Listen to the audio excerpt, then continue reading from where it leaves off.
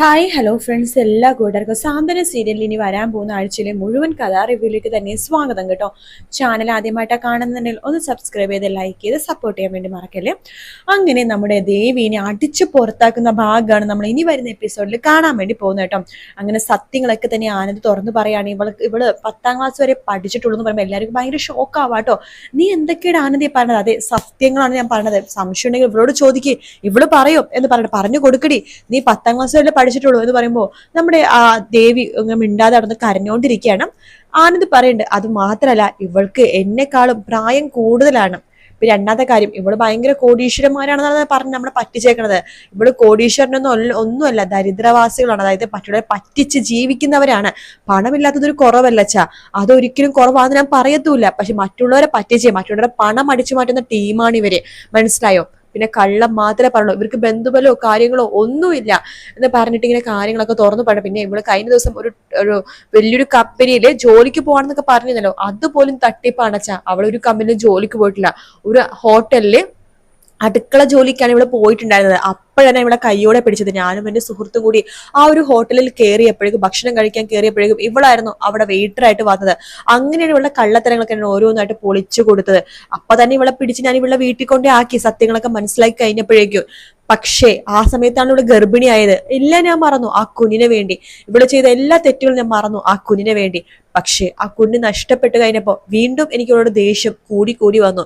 അങ്ങനെ പിന്നെ ഒരുപാട് ഇവള് ചെയ്ത തെറ്റുകളൊക്കെ മറയ്ക്കാൻ നോക്കുന്നുണ്ടെങ്കിലും എന്റെ മനസ്സ് പറ്റണില്ല വെച്ചാ. ചതി പറ്റിപ്പോയല്ലോ വെച്ചാൽ നോക്കിട്ട് എനിക്ക് സങ്കടം സഹിക്കാൻ പറ്റുന്നതിന് വേണ്ട ആനന്ദ് പൊട്ടിക്കരയാണ്. ഇത് കേൾക്കുമ്പോഴേക്കും ദേവിയുടെ അടുത്തേക്ക് നമ്മുടെ ഗോമതി വരുന്നുണ്ട്. എന്നിട്ട് ചോദിക്കുന്നുണ്ട്, സത്യം പറ, എന്റെ മോൻ പറഞ്ഞതൊക്കെ സത്യമാണോ? ദേവി നിന്നോട് തന്നെ ചോദിച്ചത്, മോൻ പറഞ്ഞതൊക്കെ സത്യമാണോ എന്ന്. ആ സമയത്ത് ദേവി തലയാട്ടിക്കൊണ്ട് കരഞ്ഞുകൊണ്ട് തലയാട്ടാണോ സത്യമാണ് എന്ന രീതിയിൽ. ഇത് കാണുമ്പോൾ എല്ലാവർക്കും ഭയങ്കര ഷോക്ക് ആവാട്ടോ. ശേഷം ദേവി നേരെ റൂമിലേക്ക് പോയിട്ട് പൊട്ടിക്കരയാണ് ചെയ്യണേ കേട്ടോ. ബാലനും അവിടെ ഇരുന്ന് പോകണം, മോനെ ഞാൻ കാണുന്ന പോലെയാണോ നിന്റെ ജീവിതം നശിച്ചത്? ഞാനല്ലേ ദേവീനെ കണ്ടുപിടിച്ച് നിന്റെ വിവാഹം നടത്തി തന്നത്. അപ്പോ ആനന്ദ് പറഞ്ഞു, അച്ഛൻ അതുപോലും ഒരു കള്ളത്തരമായിരുന്നു അച്ഛാ. അച്ഛൻ മറ്റേ ഉദയബാലൻ എന്ന് പറഞ്ഞ അവളുടെ തന്തേനെ കണ്ടത് അമ്പലത്തിൽ വെച്ചിട്ട് യാദൃശ്ചികമായിട്ടാണെന്നാണല്ലോ പറഞ്ഞത്. ശരിക്കും പറഞ്ഞാൽ അങ്ങനെയല്ല. അച്ഛനെ നമ്മുടെ വീട്ടുകാരെയൊക്കെ നന്നായിട്ട് മനസ്സിലാക്കി, എനിക്കൊരു പെണ്ണ് നോക്കുന്നുണ്ടെന്നുള്ള കാര്യം മനസ്സിലാക്കി അച്ഛന്റെ അടുത്തേക്ക് മനഃപൂർവ്വം അയാൾ സംസാരിക്കാൻ വേണ്ടി വരുമായിരുന്നു. ഒരു യാദൃശ്ചികമാണെന്ന രീതിയിൽ മനഃപൂർവ്വമുള്ള ഒരു കൂട്ടിമുട്ടലായിരുന്നു വെച്ചത് എന്നൊക്കെ പറയാണ് നമ്മുടെ ആനന്ദ് പറഞ്ഞപ്പോഴേക്കും മറ്റേ ബാലിന് ആകെ വിഷമമായി പോവാട്ടോ. അപ്പൊ ആര്യം പറയണ്ട, ഷോ എന്നാലും ഇത് ഭയങ്കര കഷ്ടമായി പോയല്ലോ. ആകാശ് പറയണതും ഇത്രയൊക്കെ നമ്മുടെ ഏട്ടനെ പറ്റിച്ച് അവൾ എന്തിനാ ഇവിടെ നിൽക്കുന്നത്, അവരെ പറഞ്ഞേക്ക് ഇവിടെന്ന് എന്നൊക്കെ ഇങ്ങനെ പറയാണ്. അപ്പോ അത് കേട്ടിട്ട് നമ്മുടെ മീനാക്ഷി പറയണ്ട, ആകാശൊന്നും മിണ്ടാതിരിക്കേ.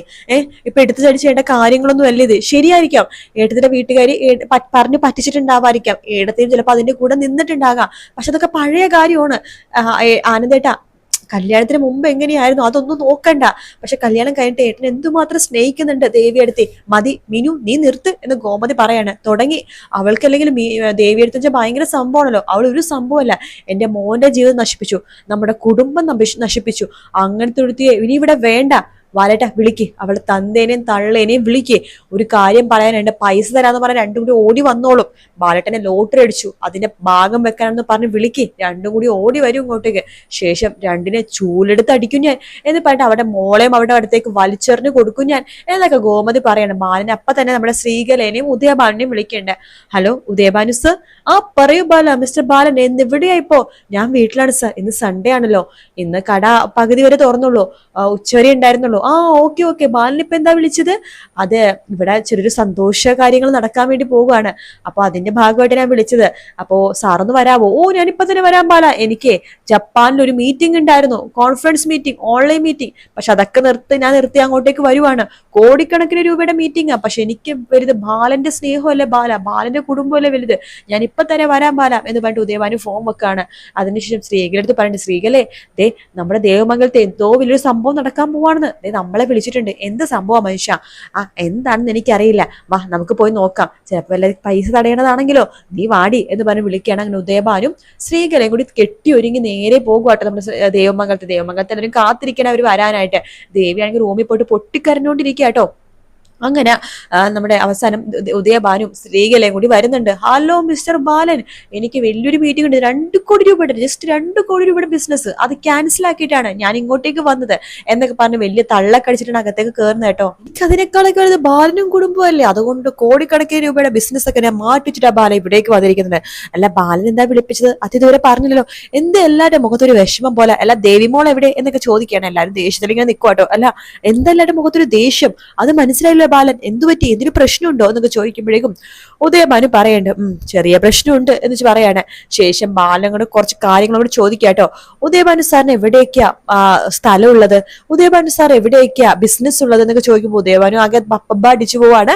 ശേഷം ബാലൻ പറഞ്ഞിട്ട് താൻ കള്ളം പറയലടോ, എല്ലാം ഞങ്ങൾക്ക് മനസ്സിലായി. തന്റെ ദേവിമോൾ എത്ര വരെ പഠിച്ചിട്ടുണ്ടെന്ന് പറഞ്ഞത് MA ലിറ്ററേച്ചർ അല്ലെ, അവള് 10ാം ക്ലാസ് ഫെയിൽഡ് ആണോ അതോ പാസ്സായാടോ എന്ന് ചോദിക്കാണ്.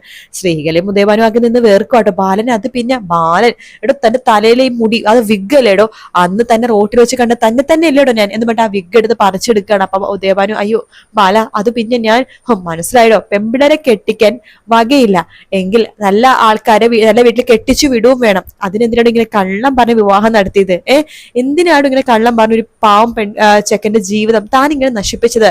അയ്യോ ബാല ഞങ്ങളോട് ക്ഷമിക്കണം, ഞാനും സ്ത്രീകളും ഒരുപാട് കള്ളം പറഞ്ഞിട്ടുണ്ട് ശരിയാണ്, പക്ഷെ നമ്മുടെ മോള് ദേവി അവളൊരു പാവമാണ്, ഒരു പാവം.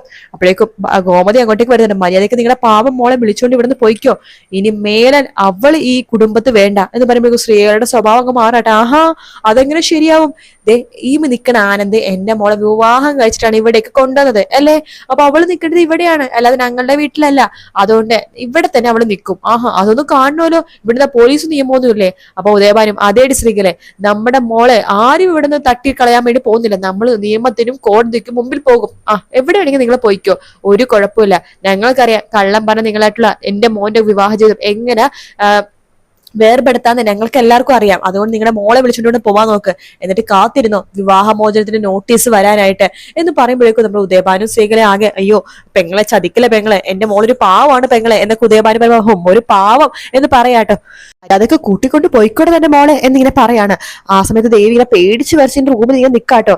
ദേവി എടുത്ത് ഗോമതി പറയണ്ടേ ഇറങ്ങിപ്പോടി, നിന്റെ അച്ഛനും അമ്മയും വന്നിട്ടുണ്ട്, ഇറങ്ങിപ്പോടി എന്റെ വീട്ടിൽ നിന്ന്. അമ്മേ ഞാൻ പിന്നെ ശബ്ദിച്ചു പോരുന്നു. നീ അമ്മയോ, ആരുടെ നിന്റെ അമ്മ, ഉമ്മർത്ത് വന്ന് നിൽക്കണ്ട, അതാണ് നിന്റെ അമ്മ, എടുക്കേണ്ടതൊക്കെ എടുത്ത് നിന്റെ സാധനങ്ങൾ മാത്രം എടുത്ത് ഇവിടെ നിന്ന് പോയിക്കോ.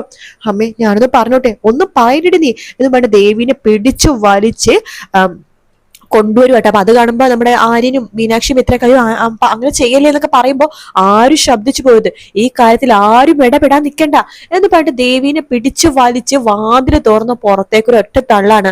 ഉദയഭാനും സ്ത്രീകളെ നേരത്തെ പുറത്ത് നിൽക്കുന്നുണ്ടല്ലോ, എന്നിട്ട് വാതിൽ ലോക്ക് ആട്ടോ. നമ്മുടെ ദേവി ആണെങ്കിൽ വാതിൽ തുറക്കമ്മേ, അമ്മേ പ്ലീസ് അമ്മേ വാതിൽ തുറക്കമ്മേ, ഞാൻ ചെയ്ത തെറ്റുകൾക്ക് ഞാൻ ക്ഷമ ചോദിക്കാമേ, എന്നോട് ക്ഷമിക്കണം അമ്മേ എന്നൊക്കെ പറഞ്ഞ് വിട്ട് കരയുന്നുണ്ടെങ്കിലും അതാരും കേൾക്കുന്നുണ്ട്. അങ്ങനെ ആരും കേൾക്കുന്നില്ല. അങ്ങനെ നമ്മുടെ ഉദയഭാനുവിനെയും സ്ത്രീകളുടെയും കൂടെ നമ്മുടെ ദേവി ഇറങ്ങി പോകുവാണ് വളരെ വിഷമത്തോടു കൂടി. അങ്ങനെ ദേവി ആനന്ദ് നമ്മളെ ബന്ധം വേർപെടുത്താൻ വേണ്ടി തന്നെ തീരുമാനിച്ചിരിക്കുകയാണ് നമ്മുടെ ഗോമതി കേട്ടോ. അപ്പൊ ഈ ഒരു ഭാഗമാണ് നമ്മൾ ഇനി കാണാൻ വേണ്ടി പോകുന്നത്. തമിഴിലും ഈ ഭാഗം ഉണ്ട് കേട്ടോ. ഇനിയാണ് നമ്മുടെ ആനന്ദിന്റെ ആ ഒരു പഴയ കാമുകീനെ കണ്ടുമുട്ടും എന്നൊക്കെ പറഞ്ഞില്ല, അത് ഇത് കഴിഞ്ഞിട്ടൊക്കെയാണ് കേട്ടോ. അപ്പൊ ആ ഒരു ഭാഗം എന്തായാലും മലയാളത്തിലും വരുമായിരിക്കും എന്ന് നമുക്ക് പ്രതീക്ഷിക്കാം. വീഡിയോ ഇഷ്ടപ്പെട്ടാൽ ലൈക്ക് ചെയ്യുക, സബ്സ്ക്രൈബ് ചെയ്യുക, കമന്റ് ചെയ്യുക. മറ്റൊരു വീഡിയോ കാണാം. Take care, bye bye.